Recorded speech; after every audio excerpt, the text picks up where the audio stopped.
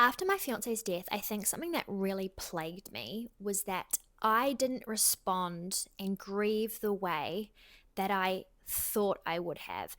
And I wish I'd known about the different styles and patterns of grief earlier. When it comes to grief, there's actually a continuum. On one end, you've got a very intuitive style of griever, and on the other end, you've got an instrumental style. So your intuitive grievers are stereotypically female. They are much more emotional type of grievers.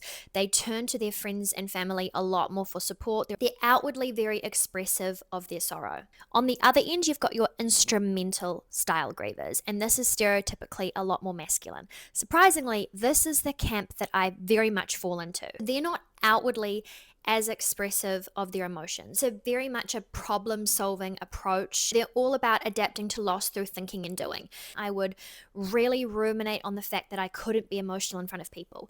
Like when my best friends turned up to my house the day I arrived home from overseas with my partner's body, they walked into the room and the very first thing I said to them was, "I'm not going to cry. Don't expect me to cry." And they're all standing there like holding back tears, and I always think about how awkward they must have felt.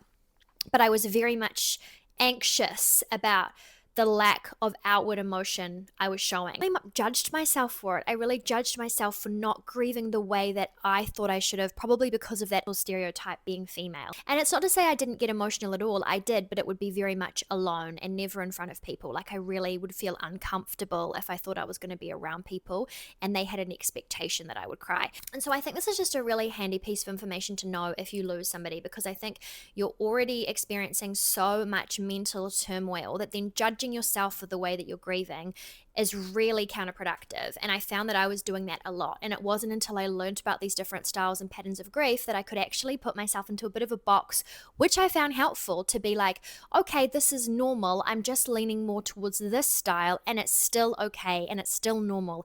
And it doesn't mean anything about how much I loved my partner. This is just how I'm naturally responding to it. But yeah, I hope this was helpful. It really, really changed the game for me, just understanding this and accepting that that was my style